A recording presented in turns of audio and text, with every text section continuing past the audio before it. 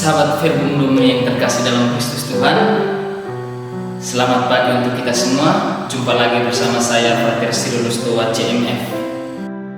Saya akan mengajak kita semua untuk bermenung bersama, untuk merefleksikan secara singkat poin-poin penting yang kiranya ingin disampaikan Tuhan Yesus kepada kita semua. Mintalah dan itu akan diberikan kepada kamu. Carilah, maka kamu akan mendapatkan. Ketuklah, maka pintu akan dibukakan bagimu. Karena setiap orang yang meminta akan menerima, setiap orang yang mencari akan mendapat, dan setiap orang yang mengetuk, pintu akan dibukakan bagimu. Di sini ada beberapa poin penting yang ingin disampaikan Yesus kepada kita. Yang pertama berkaitan dengan meminta. Meminta sepertinya merujuk pada petisi sederhana dengan janji itu akan diberikan kepada kamu. Apakah itu artinya kita boleh meminta apapun? Tidak. Dalam konteks ini, seperti yang dikisahkan dalam bacaan Injil, dalam Injil Matius bab 7 ayat 7 sampai 8, ini diberikan dalam konteks khotbah di bukit. Setelah Kristus mengajarkan tentang kebenaran agung kerajaan Allah, Tuhan tidak pernah menjanjikan kepada kita bahwa kita akan kaya, kita akan sehat, kita akan bebas dari masalah. Jika kita berdoa untuk hal-hal itu, tentunya kita tidak memiliki jaminan Alkitab bahwa Allah akan menjawab permintaan kita. Di sini yang dimaksudkan Yesus bahwa mintalah sesuai dengan apa yang kita butuhkan, bukan yang kita inginkan.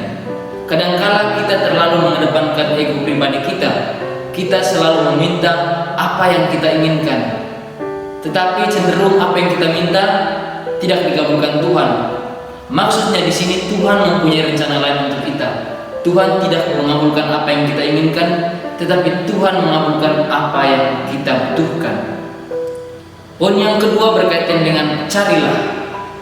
Mencari menunjukkan usaha untuk menemukan kembali sesuatu yang hilang atau belum ditemukan, sesuatu yang hilang dari diri kita, sesuatu yang hilang dari orang-orang di sekitar kita, sesuatu yang hilang dengan lingkungan dan tempat tinggal kita.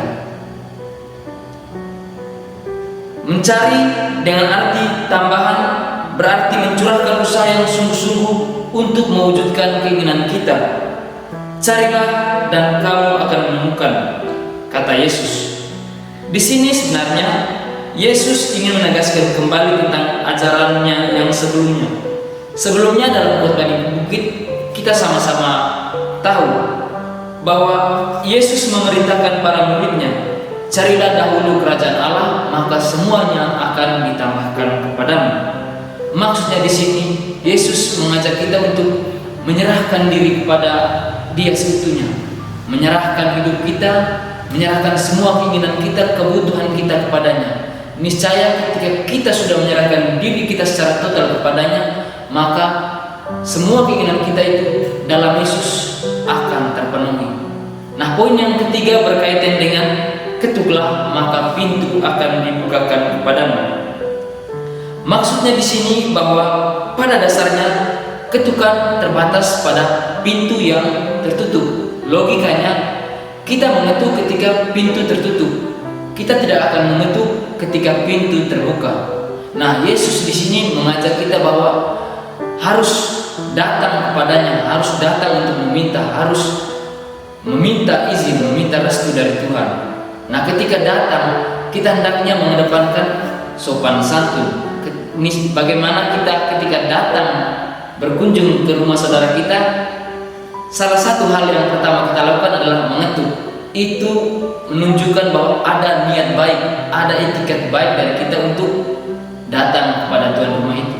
Sama sehalnya ketika kita datang kepada Yesus. Ketika kita mengetuk, itu melambangkan kerendahan hati.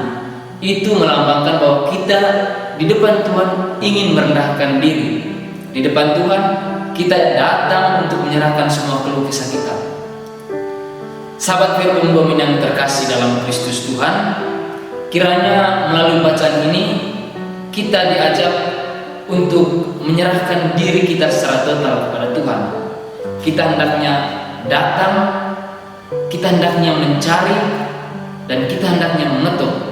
Mencari, datang, dan mengetuk dalam Tuhan, niscaya hidup kita akan diperbarui.